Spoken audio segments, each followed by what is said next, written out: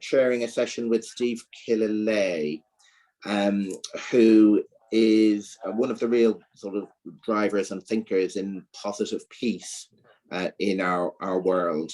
And I think Steve's contribution is around being very data-driven and very focused. It's around the Global Peace Index that I'm sure many people on this call are familiar with.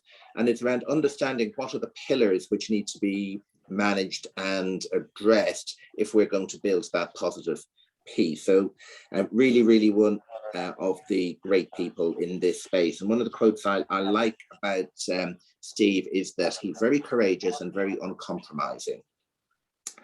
So the way we'd like to run this session is invite Steve in a second to give us a talk on his latest thinking, and we are privileged that it's the first outing for some of that thinking. Then we'll take questions. What I'd like to do is maybe run it through the chat. So if you stick your questions through the chat as we run through, then I'll try and pick up from that. And then the second half hour, we'll take Q&A, and we will be done in 1 hour's time. So with that, welcome to Steve. Thank you for being with us. We very late in the night where you are, so thank you for that. And Steve, over to you. Great. Well, thank you, Kieran, for the introduction. I'll probably talk for about half an hour, and then we'll open it up for Q&A. So we've got two areas I'm going to cover: a background on positive peace and just some of the things which it's associated with. And then I'm going to move into a new product which we've developed called Halo, which is a mechanism for being able to do a systemic analysis on societal systems. So it's quite new, quite original. In fact, it'll be the first time I've presented it. So if I may stumble a little bit, you'll just have to forgive me. So what I'm going to do now is I'm going to try and share my screen. And here we go. So can people see that? Yep, we can, yep. Steve. Yeah. Right, okay, so no technical hiccups. That's excellent, isn't it? So just give us a sec. And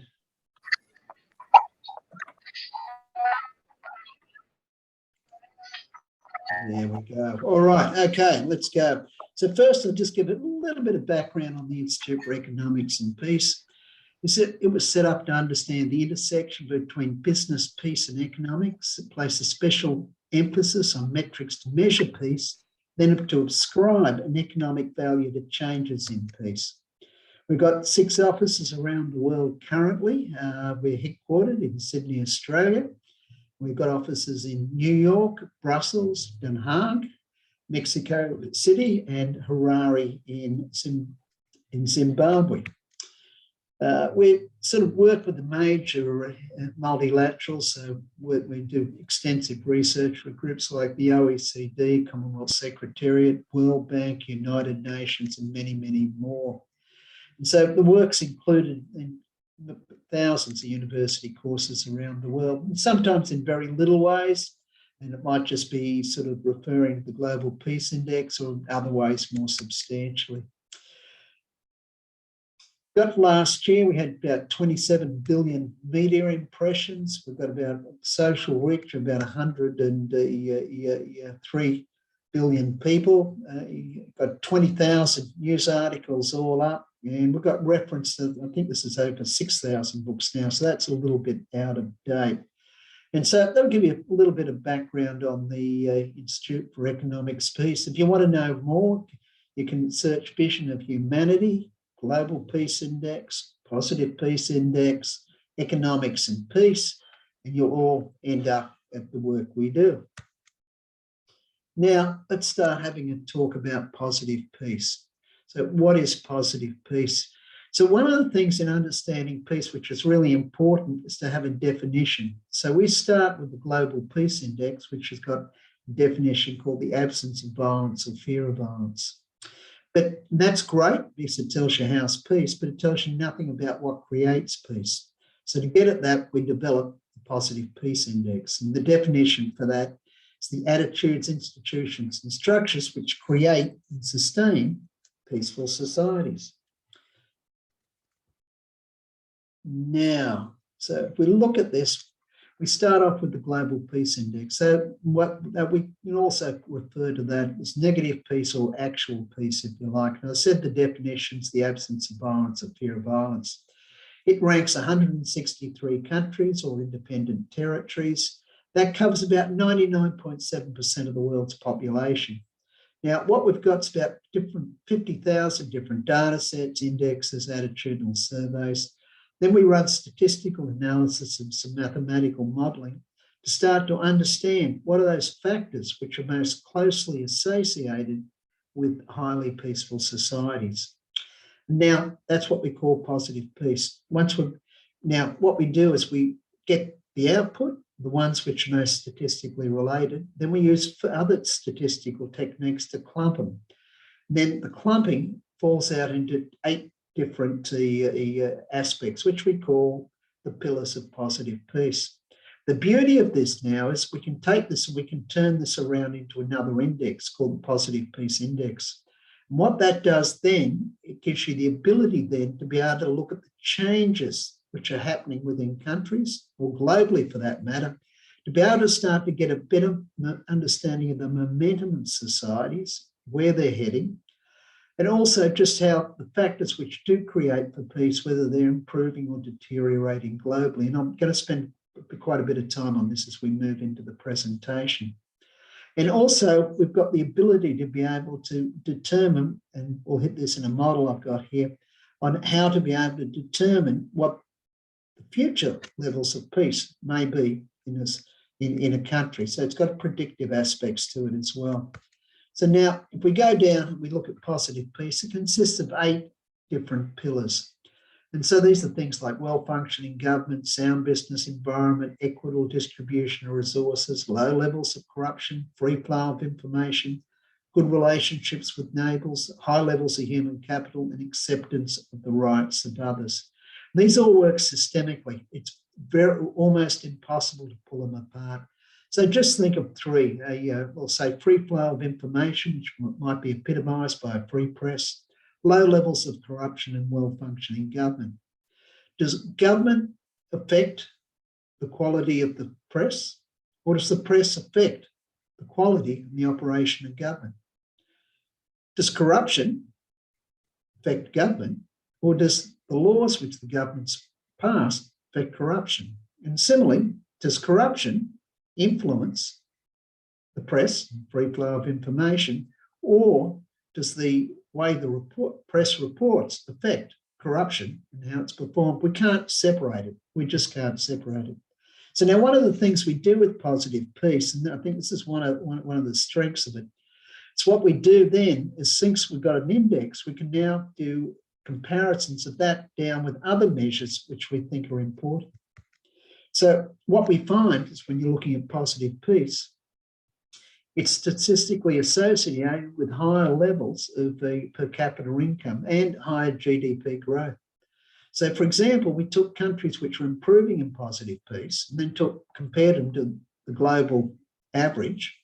And what we found over the last decade, the countries which were improving in positive peace, their GDPs grew 34% higher than just the global average. That'd be one example. Resilience. So positive peace is an excellent measure of resilience. So societies which are high in positive peace have a lot less civil unrest and they're much more peaceful from those kind of angles. When they're hit with shocks, they've got the ability to be able to absorb the shocks, and I'll have a couple of slides further on COVID and just the relationship there. And they're also able to adapt, so they're better capable of sustaining future shocks. Better outcome on environmental outcomes, high measures of well-being and happiness, better performance on the sustainable development goals or development as well. So what that brings us to, we coin a term, positive peace in many ways describes an optimal environment for human potential to flourish. And that, I think, is exceptionally important. And so here's a graph, just gives you an idea of the countries which are improving in positive peace. and the countries, all other countries, and that goes back from 2010 to 2020. You can see 34% higher GDP. So these things multiplied out over 40 and 50 years really, really do matter. So we look at the relationship between your well-being and happiness. This is using the social progress index, and the correlation on that is 0.93, which is really, really high. Now, if we come back and have a look at environmental scores, this is using the Yale Environmental Performance Index. We find, again, that the countries which are high in positive peace are better than the countries which are low. This is very simple. It just takes the top half of the index and the bottom half of the index and compares it. If we broke it down into quartiles, the difference would be even more stark. So if we come back and we look at the positive peace and life satisfaction, again, we get this high correlation again. This is looking at sort of OECD countries. All right, that was a quick step through positive peace, just the way it's structured, and a little bit on how it's related to other things which we all think are important. So let's look at some of the benefits which come out of positive peace. So now let's look at the changes in positive peace over time. So we've got three different dimensions that positive peace is constructed from. We call them attitudes, institutions, and structures. And so structures consist of the things like education rates, which is obviously important for everyone on this call, be life expectancy, to be access to things like the internet and such. So the structures within societies just keep on continually improving. We look at the institutions, however, they've improved slightly over time, not as much, and we all get institutions, but attitudes over time have substantially decreased. And so attitudes would be things like group grievances, there'd be measures of corruption, there'd be sort of a misinformation, which is distributed through, or the quality of information distributed through society. To be looking at sort of the democracy and how sort of the strongly democracies are and the respect for democracy and such. So set an idea of some of the things you'll find under attitudes. Now, these are the 8 pillars of positive peace, and we look at them over a decade. And what we find is that free flow of information is actually increased. And a lot of that's to do with access to the internet, which is important for being able to gather information. Obviously, there's misinformation there as well, but generally, it's the free flow of information is important. Good relationships with neighbours, that gets picked up by the traffic flow of the number of tourists going between countries. Also gets picked up by the number of international agreements and which countries have as well. Equitable distribution of resources, that's improved, as has acceptance of the rights of others where you'd find gender. Now, if we come back to it, we find that the well-functioning government has only just increased globally, whereas corruption has deteriorated over the last decade. And that's a particular note, particularly as you can see the rise of authoritarian regimes, and as they rise, exporting a lot of the qualities which they have internally. Now, we come down at the indicators which create the positive peace index. This is not all of them, but it'll give you an idea of just where the improvements are and deteriorations are. So inequality adjusted life and expectancies improving, gender equality is improving, GDP per capita is going up, public theft in many ways is down, group grievances overall has improved, but when we come further on, there are some areas of the world where it hasn't. But if we look down to where we've got the real issues, so you'll find quality of information, fractionalized elites, that's where the elites within society fight amongst themselves. I guess the thing which really epitomizes that would have been the last election in the US and the occupation of the capital. If you're looking at freedom of the press, it's deteriorated. In the youth, not in the employment and education, it's deteriorated as well. So now let's come back and now let's have a look at some of the changes, and let's have a look at the United States. So the United States has had the 10th largest fall in positive peace in the last decade. And that's really, really quite substantial.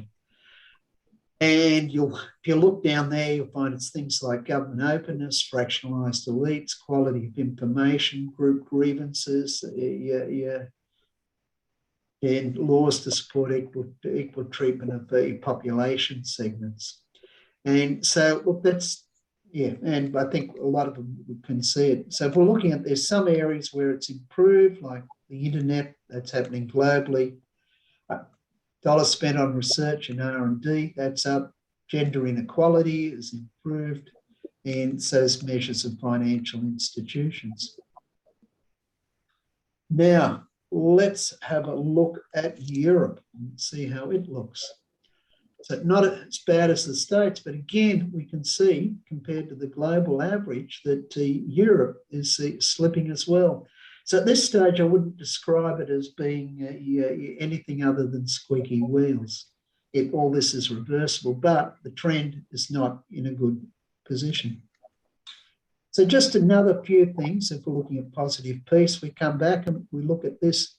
This will give you an idea of hospital beds and the relationship with positive peace. And this is again looking at the systemic effects of how countries which are high in positive peace can cope with an epidemic. And there are lots of reasons around this, but you can see that just the quality of the health systems, as positive peace is higher, is better. We come around and we look at the excess mortality rates. So what we did here is we looked at the mortality rates normally, then looked at them 2019 and 2020 and saw what was the differential, how much higher were they. And again, you can see the hospital, the health systems better able to be able to cope with the pandemic. Now, I'll spend just a little bit of time looking at the predictive capabilities of positive peace. So let's go back a decade ago, because when we're looking at this, we're looking at over quite a long period of time. So if we're looking at positive peace, we're looking at the Global Peace Index, there'll be a difference between the rankings or the measures on the two. And I've used the rankings here because it's simple. Now, if there's a huge difference, what you'd expect is with the positive peace to actually come back, and over time, you'd expect the peace of a country to match its theoretical levels of peace as measured by positive peace. So what we do is we take the countries which have got the biggest differentials, and then we put them on a watch list. So you can see from here, if we look at the 20 countries which were on our watch list, what you'll see is that all bar 4 of them actually deteriorated over that period, some of them really substantially. And if we go up and we look at the top 6, all of them deteriorated. If we look at the top 10, well, we got 8 out of 10. That's a pretty good rate when you're looking a decade forward. So now, we just look at this again and look at it another way. Countries with a positive peace deficit, on average, deteriorated 11.6%. Countries which had a surplus improved 3.1%. Now, this is the watch list, which we've got going for, which we produced in 2020. So these are we really need to focus on probably the top 10, 11 countries, and that'll give you an idea of the ones which we're predicting, or which we think probably over the next decade are going to have the biggest falls in peace. So now I won't bother reading them out. I'm sure you can read them, but Equatorial Guinea's at very high up, Laos, Sierra Leone, Liberia, Angola. when I look back on this, and we do this every 3 years or so, we do it on different periods, 5 years, 7 years, 10 years. And it's pretty consistent over that time. And quite often I look at these lists and I think, oh, I don't think a number of these countries are going to fall, but then over time they do. All right, let's come around and we'll spend 10 minutes now looking at Halo. Okay, and this is a product we've just released. I haven't given a presentation on this before, so please bear with me if it's a little bit, doesn't flow as smoothly as normal. So this is aimed at sort of looking at societal systems and being able to then do systemic analysis on them. And look, there's a lot of systems are now becoming more and more important, but there's very few products around which give you ability to be able to really undertake systems analysis. So a lot of it's very loose and what I would say fairly fluffy. So why have we called it Halo? And that's simply because you can't perceive systems directly. It's a bit like your body's a system. You can't perceive it directly. But what you can do is you can have a whole lot of measurements which you can see it, like data. You can do surveys, you can do expert assessments of various aspects of the system to better understand it. So we call it Halo because really you can't perceive it directly. You can only see the halo, which is emanating around it, which you're getting from data, surveys, and people's impressions of the system. So we see this as a unique approach to defining and analysing a system. So it's especially designed for societal systems, and we started with the understanding of biological systems because we are all biological systems, and by extension, societies share a number of those things in common with us because they are human. So what we've done also is taken a building block approach, okay? We've got attributes or building blocks, if you like, and you can mix them and match them according to the needs and the knowledge of the people who are doing it. And so all in all, there's 28 of these different attributes that describe it, that give the ability to describe a system. And as I mentioned, they're also known as building blocks. So also, the thing about this, it's reiterative. You can just keep using this process, you can mix and match and keep going through it. And also, you can come back to it 2 years later and then build it up slowly over time. It's also, you can do it as short as a day or let's say as long as a year, okay? And so it's designed so that you can actually do what you can. Obviously, understanding a system in a day is pretty tough, particularly if you're going to take a big system like understanding, let's say, the Sahel in Africa, for example.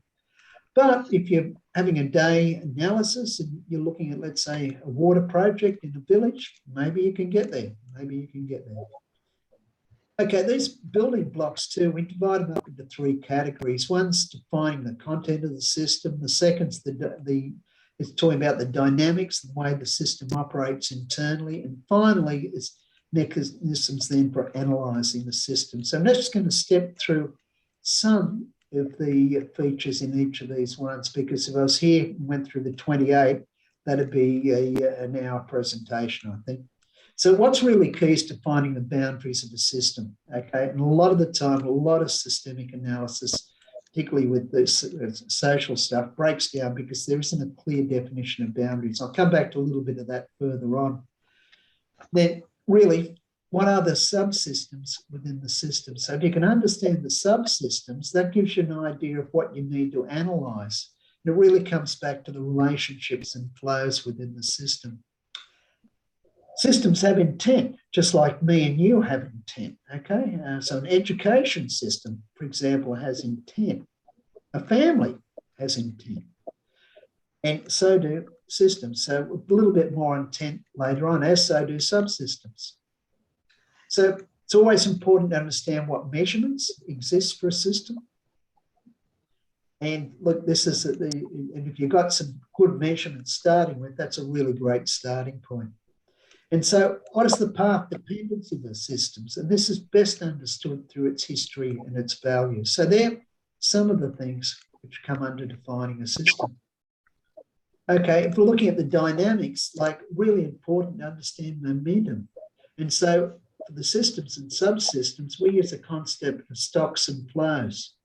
So if you've got a stock, you watch how it flows. That stock can be abstract things, like that could be knowledge. So within a university, that would be stocks and flows, would be students coming in, could be knowledge coming in, and then transformations within the systems, which isn't here, and then the flows of it are moving back out again. Also, it was a university, could also look at the money flows coming in as well, and sort of can understand it both from very hard things, like things which exist, physical things, or from really quite intellectual and abstract things. Really important to understand the emergent qualities in a system. You can do that through the stocks and flows. So, and also you've got a concept of sunsetting. Okay, things don't emerge, they also sunset. But the stocks and flows are an excellent way of being able to see the change over time. Feedback loops, and the feedback loops quite often are based on the flows. The flows will give you insight into the feedback loops. And all systems also have encoded norms. So if we can think about systems, they're steady state or homeostasis. So that's what they attempt to be. And they've generally got concepts of growth built into them as well, but they're generally trying to get that steady state adequately with growth. And so encoded norms, sort of the way they work in biology, I think they're fairly similar within societies. You get an input in, okay? If the input's within certain bounds, doesn't do much. If it's outside certain bounds, the system then goes around and tries to adjust the input to make it match within what the encoded norm it should be. So you can think a little bit like crime, okay? So you've got a certain level of crime going on. You'll have a certain level of policing go on, and that's the homeostasis, if you like. Get an outbreak of organised crime and terrorism, you'll find the system now adjust to try and fix that input to get it back within the encoded norms. And we can see that happening, if you like, with the COVID pandemic at the moment. Sort of following the money with the flows is quite often not a bad idea. You can learn a lot out of that. So now let's have a look at the analysis. So how resilient and adaptable is the system? Really important to understand. So this analysis is built into this, being able to do that. So does the system conform to any known archetypes? So for the systems, you understand their functions, their purpose, and their potential. So, and functions, purpose and potential are really important. If you combine it a little bit with intent, purpose and intent are very similar, but they are somewhat different. Modelling can be static or dynamic. You can use this analysis either way. Static is when you're taking one slice in time. Dynamic is when you're taking it over periods of time and you're modelling the changes. And finally, one of the things we do is we use positive peace in parts of the analysis, but finally we use positive peace at the end. So we look at that as a lens of verification on what the interventions should be, and to see that they're actually moving and got enough things which will work in a systemic way. And it's a good check at the end. All right, this is a very simple expression of the system. And I'll go for maybe another 3 or 4 minutes and stop, maybe 5. So this is just to give you an idea. So if you look at the path dependency of a system, the best way to understand it's through its history and also through its culture. What are the values which the cultures bring to it? Because that'll give in the history, because that'll give you an idea of the way it's going to act in the future and give you an idea of what needs to change. So understanding that up front is really, really important. And so if we're looking at sort of the stocks and the flows, they give us an idea of what's emerging. What are the emergent qualities? And again, this can be quite abstract. It's just not looking, let's say, grain stocks which flow, or students which flow, or money which flows, although they are important things. So if you can get the emergent emergent qualities, that gives you an idea of sort of the things which are going to create adaptation for the system. But understand the system is trying to maintain a steady state through its coded norms. And they're things like values, the legal structures, the policies. And then the systems come into it with the purpose, functions, and flows. So this is a very, very simplistic diagram, very simplistic diagram. So that's just finally in the last part of this now, I'll just give you an example of just some of the, we worked out a 12-step approach for doing an analysis under Halo. That only uses 7 of the 28 different components. That gives you an idea of just the depth of this architecture and the ability to mix and match. But if you're defining the systems, the kind of things which you can do to define the bounds of a system, which are incredibly important. It's like, it can be a geographic area. That always makes it easy. And that's quite often a very, very good thing to do. It's quite easy, and it gives you a clear definition, particularly if the geographic boundary has a government function around it, so they can pass laws and they've got the ability to be able to contain it. You can do it around social groupings. That could be ethnicity, could be religious, so on. It could be the coverage of a legal framework, which might define what the boundaries of a system are. And it could be a nature of, and it could be a natural subsystem as well. And not, yeah, okay, so whoops, excuse me. Right, isn't that just another example? Sort of, we're looking at intent. So quite often there might be multiple intents within the system. And if that's the case, you really got to select the most important. Think of yourself and think of the intents which you have. You've got a number of overriding intents, but then also you've got a whole lot of minor ones as well.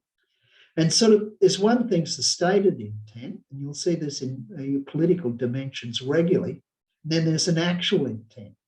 So it's really important to understand what are the differences between stated intent and actual intent, because that'll then give an understanding of the dynamics or the malfunctioning of the systems. Yeah, and we've got measures for being able to determine the intent of nations, and you can do it by looking at the political structure. That could be democratic to authoritarian, economic structure, that could be socialist through to full capitalist, international relations, and also looking at various social areas as well. How much of the country's GDP is spent on social services, for example. So that'd be some ways of being able to get at the intent. So also you've got the concept of what is the purpose, functions, and potentials within the system. So there may be multiple purposes for a subsystem. There may be multiple functions, and potential can be negative. Potential is not always positive, depending on what it is. Now, also, concept of archetypes. So this is just a couple of the archetypes which we look at in this model. So so they're basic patterns that keep emerging in different ways. That's really what an archetype is. So you've got things like the limits of growth, exponential success. Success just keeps on building and building until eventually it overtakes the system. And you can see that expressed in political systems at times as they move into authoritarian states, for example. Seeking the wrong goals, and that comes back to that difference between stated intent and real intent. Rule breaking, that's something which you can pull out and see encoded norms around. Escalation, so that can be where you've got two different subsystems or two different inputs. One does something, the other one escalates up. And you might think about that, let's say, between two systems, which might be two nations, and you can probably see that playing out in the Ukraine at the moment, if we had a good look. And then there's the tragedy of the commons, and we all understand the commons, but we all understand the tragedy of the commons. Then finally, we use positive peace, because all out of this, you get a series of recommendations. We use that now as the lens which we look at these recommendations to make sure they're holistic. And that, my friends, is the end of the presentation. And just a few things here about sort of the various activities which a IEP does.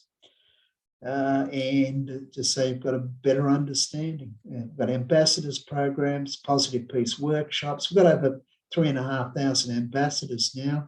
Got a number of strategic partnerships, a number of different products which we communicate on, which I mentioned at the very beginning. Right, now I think that's the end of the presentation. So Brilliant. I hope that didn't go for too long. Yeah, it was a little bit over half an hour, but it wasn't too bad. Maybe You're 33 okay. minutes. I think we'll forgive you 3 minutes.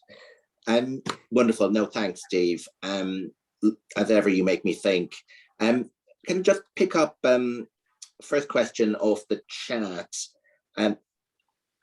Lots of practitioners on the webinar. How would you see us using Halo as a tool? And who should be analyzing it, using it? What kind of problem would you say it works for this, but it mightn't work for that? And with thanks to Anna. Right. Okay. So what I'll first start saying, this is new. Okay. So this is going to evolve quite dramatically over the next 5 years. Okay. And even as I'm giving the presentation there, I could see there were a whole lot of things I could have done just to improve the presentations and key things which I felt I was missing. So I think it can be used by various different groups. Depends whether you can. So the thing is designed such that you could really do it down, and what you've got to do is just find what's the system. It could be looking at a water system in a village. Okay, so you really got to define first up what is the use. Why do you want to use Halo for? Okay, so it's really key. Firstly, but so in that case, then that could be used by a developmental aid organisation. We're going to work with it and work with a couple of management consultants to see if it could be adapted so that you could use it to let's say analyse a company, okay, for how a company operates and where it's going. Could use it at a nation. You could use it by governments, and they could use it either state level. They could use it nationally.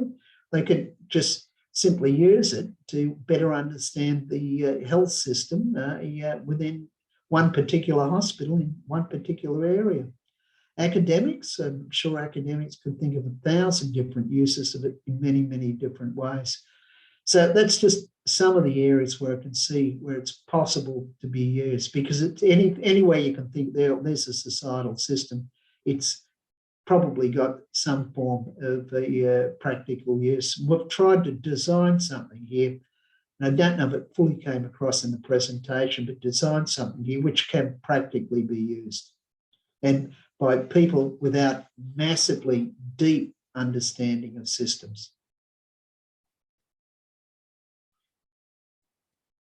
Kieran, you're on mute. Thank you. Question from Christine Wilson saying, many of the things you're measuring in the Positive Peace Index are the output of a government action one way or another. But with shrinking civil society space, how do you see that kind of interaction between different actors in the wider system playing out in the future? I wouldn't actually describe it necessarily as a government space. So free flow of information, like governments have the ability to regulate anything. Let's face it. That's there. But to the free flow of information, that can be civil society moving back and forward. Look, acceptance of the rights of others. So I don't see that necessarily as a legalistic thing. I see it more as sort of it's a social value. It's a social value, if you like. Sort of things like equitable distribution of resources. A lot of the time, that'll be the balance of power structures. So that could be between workers and companies, and that's something which is coming more and more into the fore than what it has been in the last 20 years.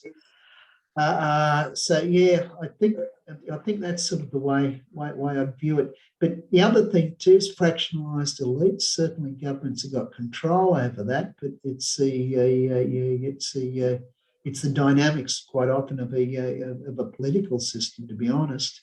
That sort of comes down to sort of individuals. It can come down to the structures, the parties, because people want to belong to parties and stuff. But yeah, I would have thought it's there. Civil society, there's the shrinking of it. Depends where you go, actually. It depends where you go. I think in some ways, if you look at climate change, you're finding civil society is getting a lot more active. Finding gay and lesbian rights a lot more active, as is in gender. So I think you've got this changing set of things which people get engaged in. It's what you'd call civil action. Whereas if you went back 30 years ago, a lot of it might have been revolving around poverty and such, but not so much these days. Yeah, thanks, Steve. Question from James Olela. What would you say about the recent spate of coups in West Africa, and what might the dynamics behind those be? Wow. Okay. Well, so if we look into the Sahel consists of 10 countries. Okay. Of those countries, 4 of them had coups in the last 18 months. In fact, I think it's Mali's had 3 coups in the last 12 months. So now if we're looking up in the Sahel, you've got a whole lot of things going on there. Okay, and I'll pull this back and answer the systems way, if you like. So we go back and we start to look at the Sahel. Now, what have you got there? You've got some of the highest population growth in the world. In fact, Niger is the country which is going to have the largest population growth in the next decade, or projected to at 161%. You've got very, very weak governments, okay? The governments haven't got the ability to be able to have a span of control over the territory. That's particularly true around the borders of a lot of these countries. They've got high number of Islamic insurgents in these areas, and so you'll find the terrorism quite often is situated around the borders of these countries because they're the hardest thing to control. Sub-Saharan Africa has 2/3 of the people who are food insecure. You move into the Sahel, and I estimate it's probably about 80%. And so what goes with food insecurity? It's lack of water, because lack of water is what produces the food in the first place. And so what have you got? So you've got a lot of the migration. I know Coventry is doing some great work on the migration out of these areas. So now I'll bring it back and give a systemic answer to it. So if we look at the UN, and I'm a fan of the UN, they do a lot of great work. But what have we got going on in the Sahel? We've got UN peacekeepers. I think there's about 14,000 deployed there currently. We've got UNHCR looking after the refugees, which are getting moved around because of the conflict. You've got UNDP involved. They'll have WASH projects, and they'll have other standard projects, but again, sort of siloed in a way. You'll have the UN Population Fund trying to work on population control up there. You'll have the World Bank working on the governance aspects of these fragile countries, and you may have the IMF in there trying to work out how to stimulate the business environment. So now all of them is sort of siloed, okay? And getting the cooperation between them to have a unified effect is really hard. And we can see when looking at the Sahel, it's actually failing. Unless we change the way we're doing things, it's not going to get sorted. It's only going to get worse with knock-on effects through other parts of Africa. So the issue is really to be able to understand what's going on systemically. So now, okay, so we look at HALO. Now, it's a big task to take on the whole of the Sahel, analyse it systemically, and then come up with a solution. But before you can solve a systemic problem, you need to understand the problem systemically. Just absolutely logical. So you can take an area somewhere in the Sahel, take something reasonable size, but pretty small, and then do a systemic analysis, and then draw on each of the different UN organisations to pull together a team, which is now being built around looking at what the systemic issues are and where the actions might be to try and work at sorting it out. So you've got something now with an integrated command structure. You haven't got duplicated effort and it's got to be a lot more efficient and probably more chance of being successful. One of the other things I'd say out of it as well, one of the things we look at is when you're trying to change a system, if you try and make a big change and it fails, you've actually quite often really negatively impacted the system. But if you try a whole lot of small changes from many different directions, what happens then, as long as the bulk of the changes are working, you're probably moving the system into more of a virtuous cycle. So we think in virtuous and vicious cycles when we're thinking about systems. So you move it in more of a virtual cycle, then you're a lot more likely to get sustained change, because what happens is, because they're systemic, and you've got all these encoded norms, and you've got this concept of the steady state, something which wants to keep moving and growing in the particular directions it's going, then you've got a virtuous cycle. It's self-replicating in the way. So you think of Europe after the end of the Second World War. There's a 60-year period of the system which was self-replicating and just slowly improving. Thank you. Question from Annika. Is it time for the indicators on status, climate, health of society to graduation become the 9th and 10th principles of peace? And could you fine tune the HALO system to analyze that as well? I think you can use the HALO system on any of those things. So the thing for the environment is the environment interfaces with people. Okay, so you really need to understand the systemic nature of the environmental area you're looking at, the way it interfaces with people. That for me is absolutely key. But you could use it in any of those areas, I think. Yeah. Can I take you back to your comments around the pandemic? There's a really interesting paper in the Lancet at the moment saying that the countries which were top of the list in terms of apparent preparedness for a pandemic were not the countries that were the top of the list in terms of the actual performance on the day, and that those which were the ones where there were high levels of trust in government, but particularly in our neighbours.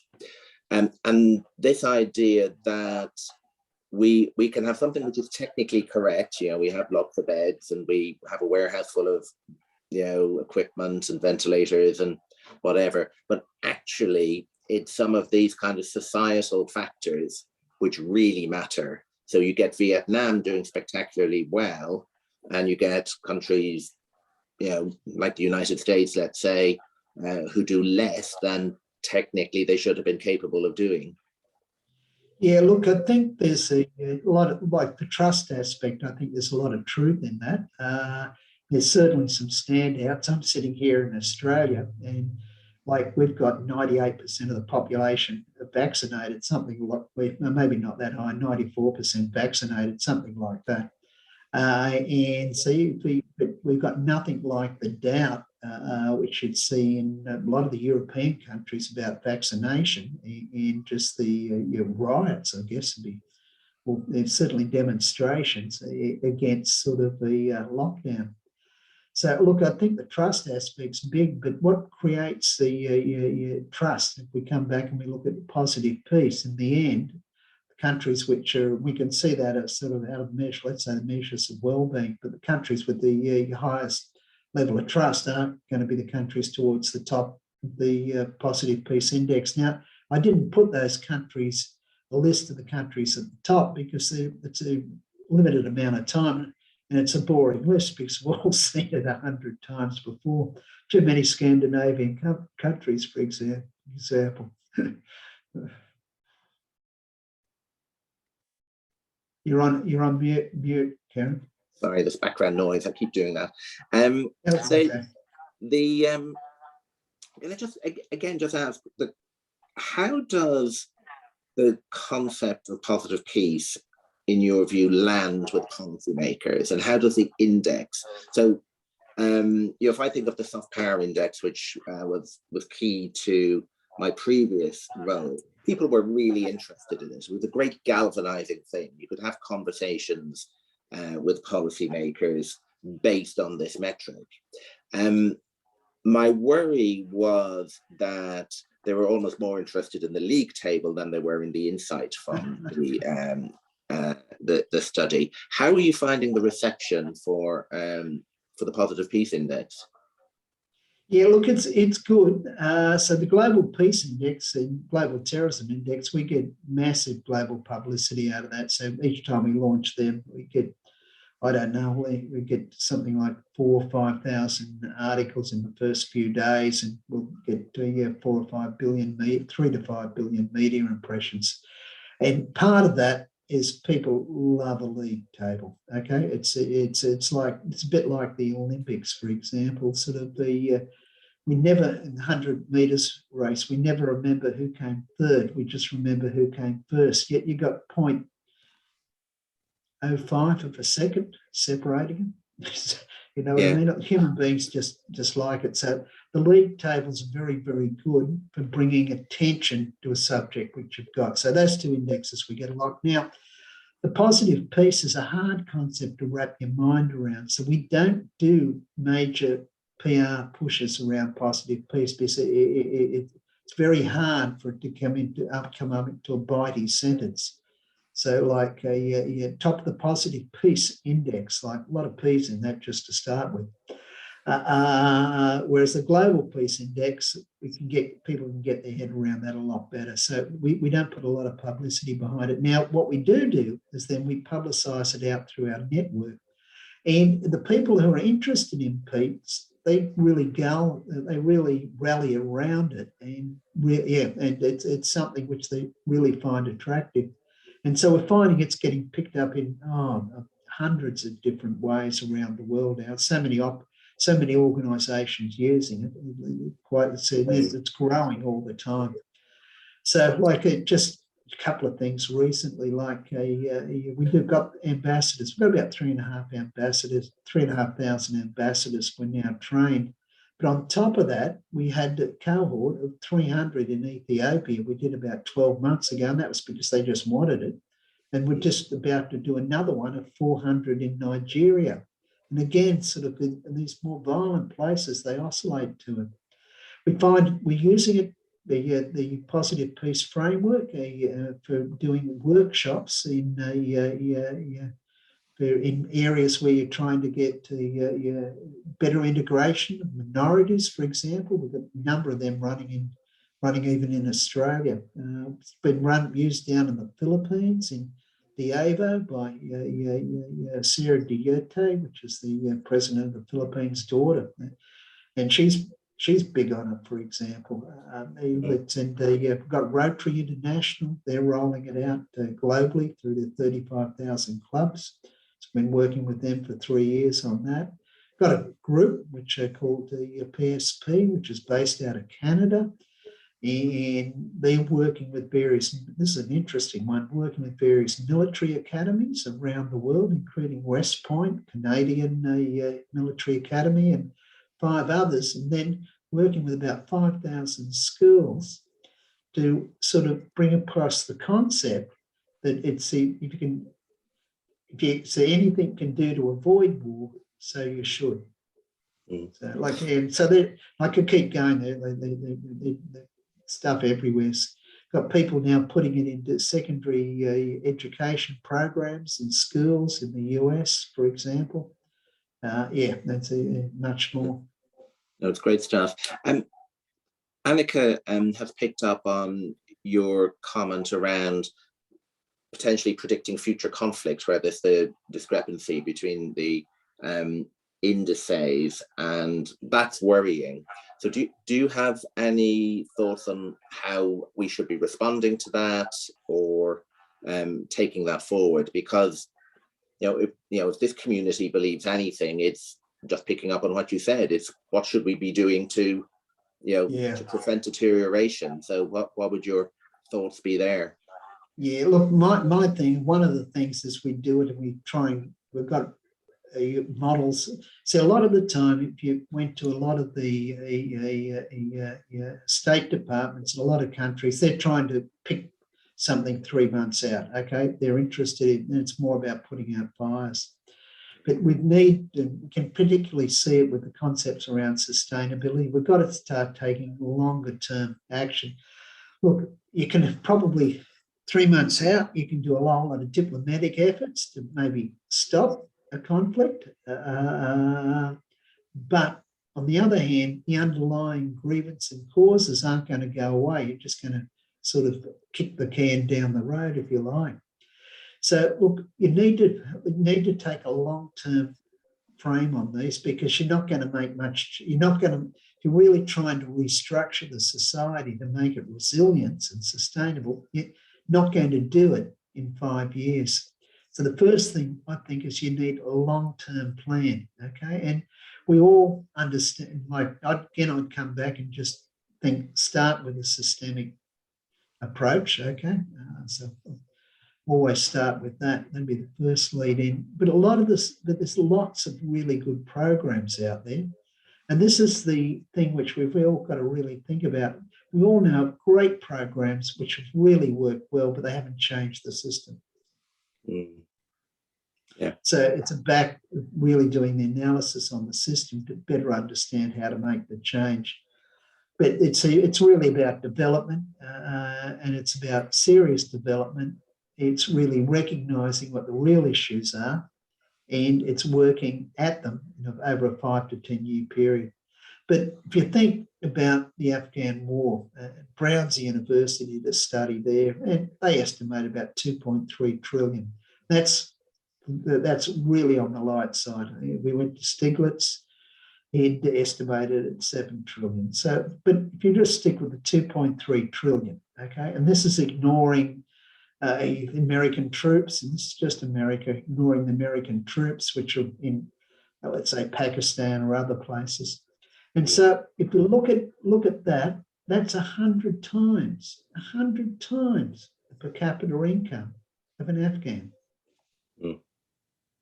Now, have you created a lot more peace just giving each of them 10 times the per capita income? Yeah.